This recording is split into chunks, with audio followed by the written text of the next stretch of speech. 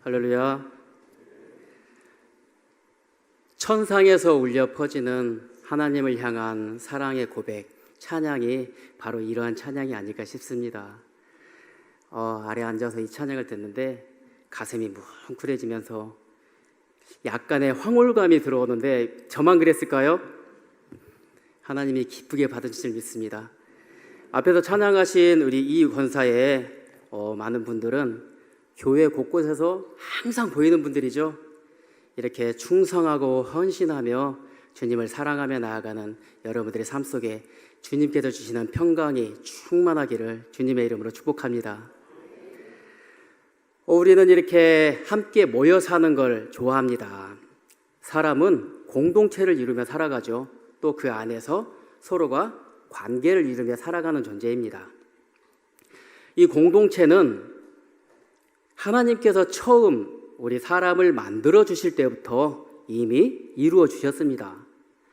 하나님께서는 아담을 지으시고 아담이 혼자 독처하는 것이 좋아 보이지 않으셔서 돕는 배필로 하와를 지어주시죠.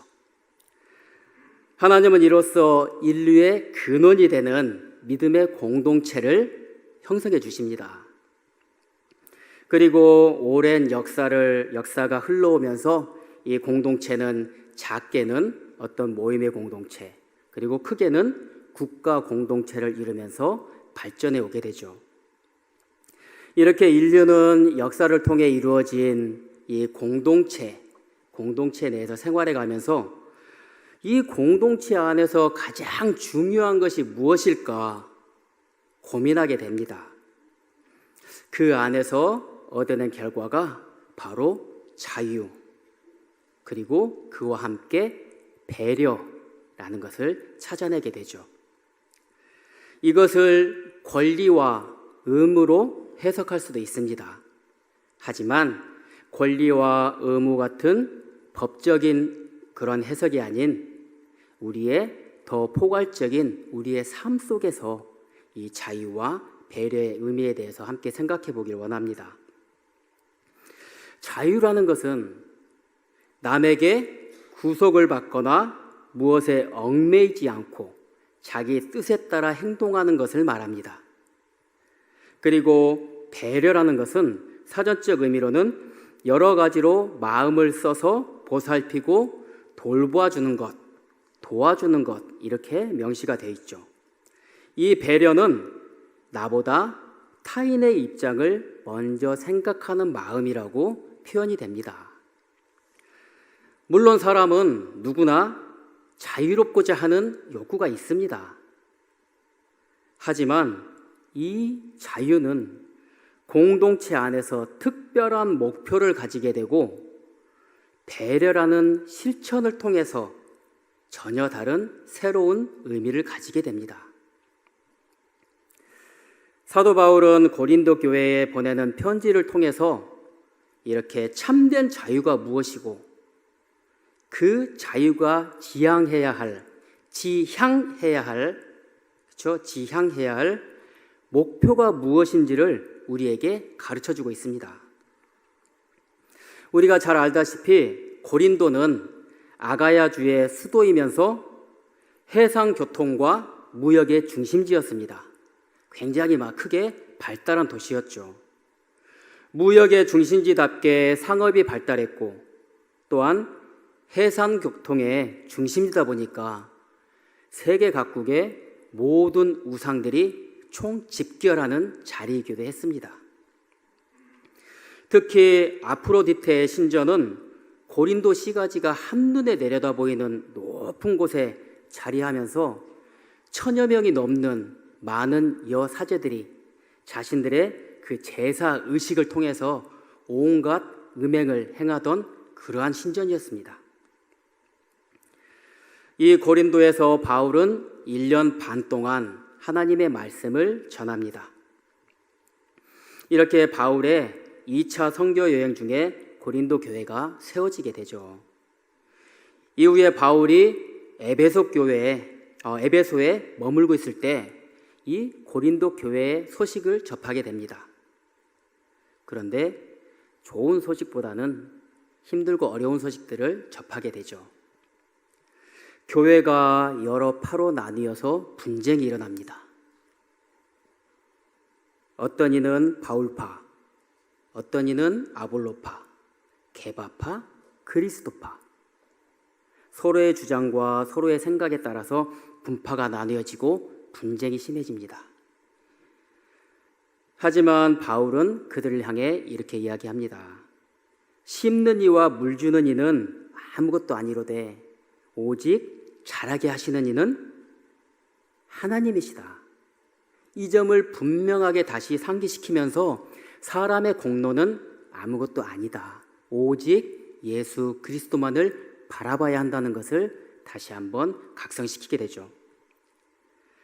그리고 고린도 교회 내에 타락한 모습들을 또 소식을 통해 듣게 됩니다. 우상을 따라 음행하는 자들이 나타나고 또 서로의 뜻이 다르다고 고발하면서 이렇게 다툼이 일어나게 되죠. 이에 바울은 우상을 멀리할 것을 당부하면서 우리의 몸으로 하나님의 영광을 돌리라고 고린도 교회 교인들에게 권면합니다. 또한 성령의 은사에 대해서 그리고 그 외에 많은 생활 속에 나타나는 문제들 속에서 이 점들을 어떻게 우리가 바라보고 주님 안에서 해결해 갈 수 있는지를 정리해서 편지를 보냅니다. 이것이 고린도 전서입니다. 그 중에 오늘 우리가 함께 나눈 이 말씀은 음식으로 인해서 발생하는 그런 문제를 통해서 그리스도인에게 있어서 가장 중요한 그 근본이 무엇인지를 다시 한번 생각하고 깨닫게 해줍니다. 그 당시 고린도를 물론 비롯한 그 당시 사회에서는 우상에게 제사했던 그 음식들을 시장에 내다 팔면서 그 돈으로 생활하는 경우가 많았습니다. 그래서 이 음식을 먹는 문제에 대해서 갈등이 일어납니다.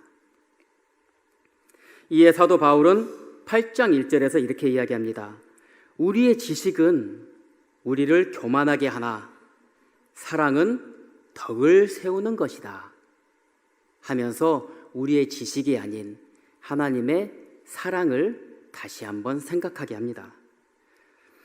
또한 10장 23절에서 오늘 본문의 이전 말씀에서 모든 것이 가하나 모든 것이 유익한 것이 아니요 모든 것이 가하나 모든 것이 덕을 세우는 것이 아니다라고 이야기합니다. 이 말씀을 통해서 우리에게 주어진 자유, 이 자유에 대한 제한과 한계를 생각하게 만들어주죠. 이후 바울은 25절을 통해서 시장에서 파는 음식은 양심을 위해서 묻지 말고 먹으라고 이야기를 합니다. 그런데 조금 전에 말씀드린 것처럼 바울은 우상을 멀리하라고 경고합니다. 하지만 우상을 가까이 하지 말라고 경고했으면서도 우상에게 바쳐졌던 음식을 먹어도 된다고 하는 말은 우리가 선뜻 이해가 되지 않고 이치에 맞지 않는 말로 여겨집니다. 하지만 바울은 이어서 땅과 거기에 충만한 모든 것은 주님의 것이라고 이야기를 합니다. 그리고 이후 27절과 28절을 통해서 우리의 기준과 판단이 아닌 하나님의 마음에 근거한 배려를 행하라고 이야기를 합니다. 다시 말해서 불신자나 믿음이 약한 자들의 입장에서 그들의 마음이 시험이 들지 않도록 먹을 것인지 먹지 않을 것인지를 판단하라고 우리에게 맡기는 것입니다. 고린도 교회인들은 모든 것이 허락되었다는 것을 자랑하고 있습니다. 모든 것이 허락되었다는 것은 모든 일에 자유롭다는 의미를 가집니다. 하지만 바울은 이 모든 것이 유익한 것이 아님을 지적하고 역설하고 있습니다. 이는 그리스도인이 진정한 자유를 누리기 위해서는 그 자유의 목표가 무엇인지가 중요하다는 것이죠. 자유의 참된 목표. 본문 이전의 말씀인 고린도전서 우리 10장 24절의 말씀을 함께 살펴보겠습니다. 10장 24절 말씀, 10장 24절 말씀입니다. 함께 봉독하겠습니다. 누구든지 자기의 유익을 구하지 말고 남의 유익을 구하라. 아멘. 철저하게 나의 이익이 아닌 남의 이익을 위해 행동하라고 이야기합니다. 자기의 유익을 구한다는 것은 곧 이웃의 연약함을 고려하지 않고 자기의 주장을 관철시키려고 하는 행동을 말합니다. 하지만 남의 유익을 구한다는 것은 이웃이 처한 어려움과 상황을 이해하고 그들의 자리와 입장에서 함께 공감한다는 것을 의미하는 거죠. 이처럼 자유의 목표는 곧 이웃의 유익을 위해 덕을 세우는 것입니다. 자유가 그러한 통제와 목표가 없다면 단지 자신의 마음대로 행하는 방종이 되기 때문입니다. 이렇게 자유의 목표는 곧 이웃의 유익을 위한 덕을 세우는 것. 바울은 이 점을 강조하고 있습니다. 그렇다면 나의 유익을 구하지 않고 남의 유익을 구할 수 있는 그 마음은 과연 어디에서 나오는 걸까요? 그것은 바로 사랑입니다. 우리의 죄로 인해 하나님과의 관계가 깨어지고 하나님과 멀어졌을 때 하나님은 우리를 끝까지 포기하지 않으시고 독생자 예수 그리스도를 이 땅에 보내주셔서 우리의 모든 죄를 다 지고 십자가에 못 박혀 죽으시고 3일 만에 부활하심으로 우리의 모든 죄값을 대신 다 지불해 주신 하나님의 그 사랑, 우리를 하나님의 백성 삼아주신 세상 그 어느 것에 비유할 수 없는 하나님의 그 사랑. 하나님의 사랑이 없었다면 우리는 지금 이 자리에 존재할 수조차도 없을 것입니다. 예수 그리스도의 그 사랑을 본받아서 실천하는 것, 그것이 바로 남의 유익을 구하는 배려의 마음입니다. 그리고 그 사랑이 바로 율법의 완성입니다. 우리 로마서 13장 10절의 말씀을 우리 함께 찾아보겠습니다.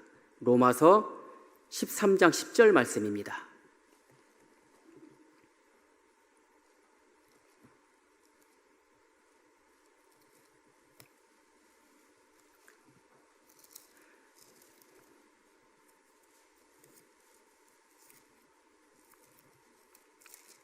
로마서 13장 10절 말씀입니다. 함께 봉독합니다. 사랑은 이웃에게 악을 행하지 아니하나니 그러므로 사랑은 율법의 완성이니라. 아멘. 사랑하는 성도 여러분, 그리스도인 된 우리들의 사고와 행동의 궁극적인 목적은 무엇이겠습니까? 그것은 두말할 나위 없이 하나님의 영광을 위하여입니다. 이것이 우리의 삶의 의미이고 우리의 삶의 목적입니다. 우리는 하나님의 영광을 위해 살아가는 거죠. 본문 31절의 말씀입니다. 우리 본문 31절의 말씀을 우리 함께 봉독하겠습니다. 그런즉 너희가 먹든지 마시든지 무엇을 하든지 다 하나님의 영광을 위하여 하라. 아멘. 그리스도인의 자유가 하나님의 영광이라는 올바른 목표를 향하여 나아간다면 그 자유는 사람을 살릴 뿐만 아니라 교회의 덕을 세우는 참된 자유가 되는 것입니다. 바로 하나님께 영광을 돌린다는 것은 그리스도인의 사고와 행동을 규정하는 판단 기준임과 동시에 그리스도인이 살아가는 삶의 궁극적인 목표가 되는 것입니다. 이처럼 하나님의 영광을 위하여 살아가는 하나님의 사람은 믿음의 공동체 안에서 또 세상 속에서 결코 다른 이들의 마음을 거치는 걸림돌이 되어서는 안 됩니다. 성경에는 거치는 자가 되지 말라고 합니다. 본문 32절에서 말하는 거치는 자라는 말의 의미는 우리가 걸어갈 때 우리의 발끝에 걸려서 우리를 넘어지게 만드는 돌뿌리와 같은 그런 존재를 이야기합니다. 믿음의 사람은, 그리스도인은 이웃의 마음과 삶을 고려하면서 그들로 넘어지지 않도록 또 실족하지 않도록 마음에 상처받지 않도록 배려해야 합니다. 그리고 궁극적으로 그들을 구원의 자리로 우리의 삶을 통해 보여주며 그들을 구원의 자리로 이끌어 와야 하는 것이 우리가 행해야 될 임무입니다. 본문 33절의 말씀을 우리 함께 봉독하겠습니다. 본문 33절의 말씀입니다. 나와 같이 모든 일에 모든 사람을 기쁘게 하여 자신의 유익을 구하지 아니하고 많은 사람의 유익을 구하여 그들로 구원을 받게 하라. 아멘.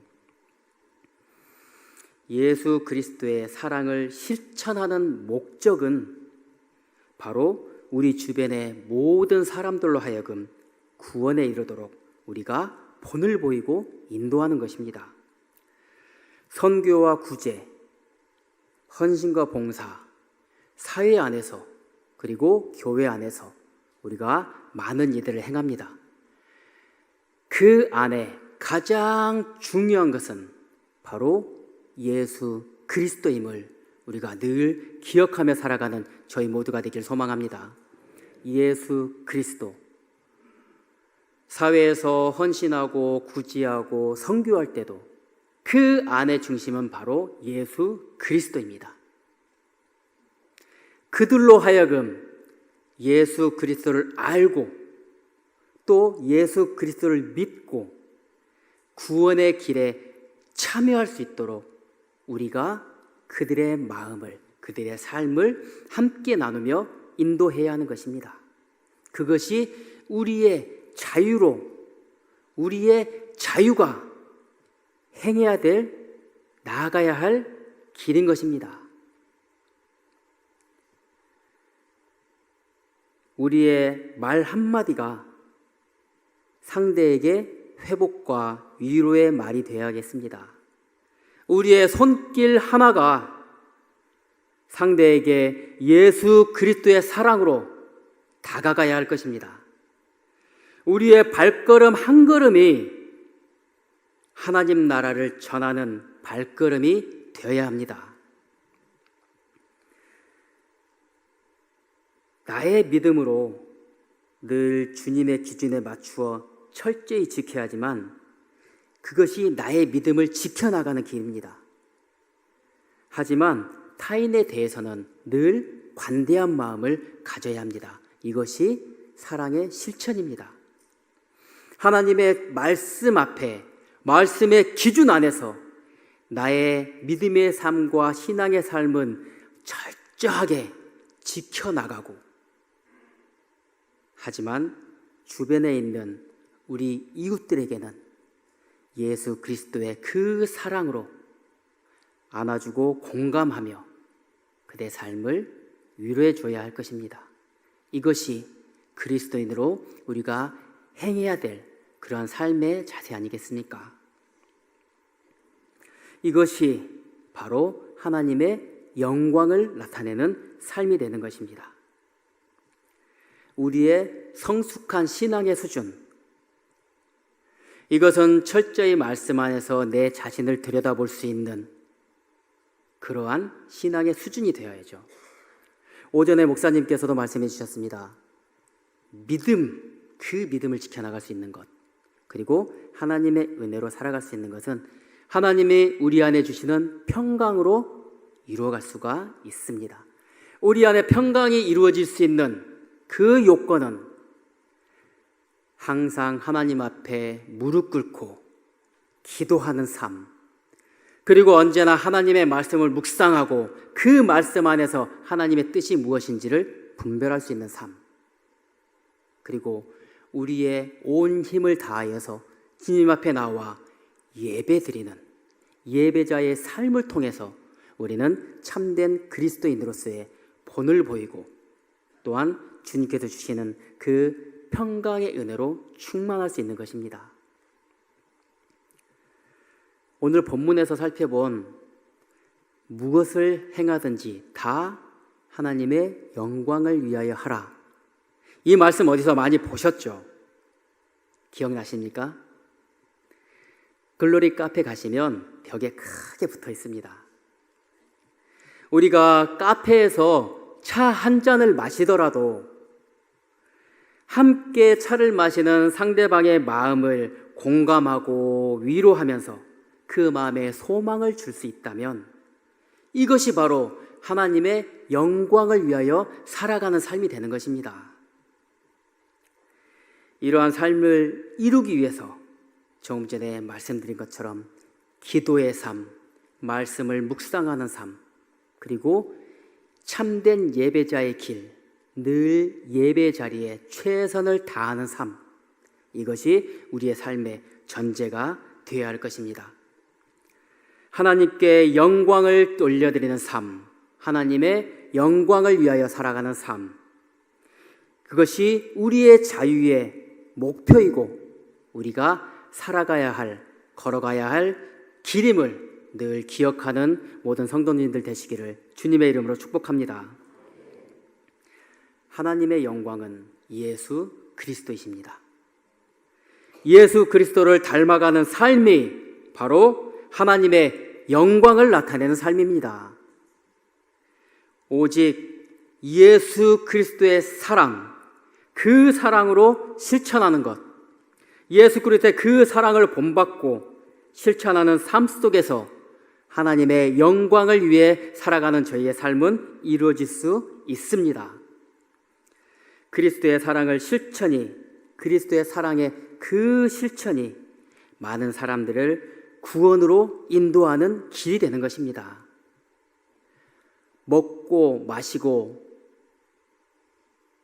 행하는 모든 일들, 우리에게 가장 기본적인 생활, 그리스도인으로서 숨을 쉬고 살아가는 이 순간순간의 생활, 우리의 말과 삶 속에서 나타나는 모든 행동들이 바로 복음을 전하는, 예수님의 사랑을 전하는 전도자로서의 삶임을 늘 기억하길 소망합니다.